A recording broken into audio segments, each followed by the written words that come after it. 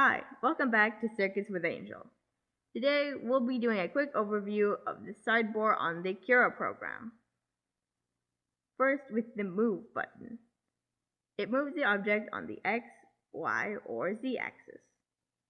I'll show you in a moment.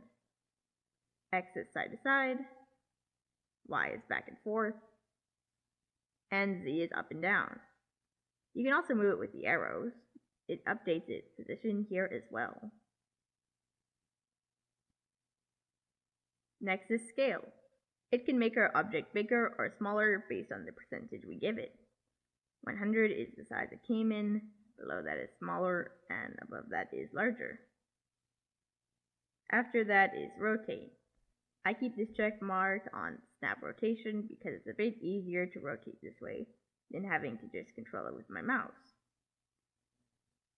This resets the object to before you moved it in case you mess up. And this makes the object flat with the surface. It looks a bit wonky sometimes.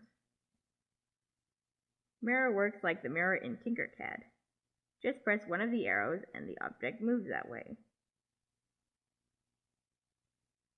These are for printing options, like whether or not this prints out as a normal model or a support.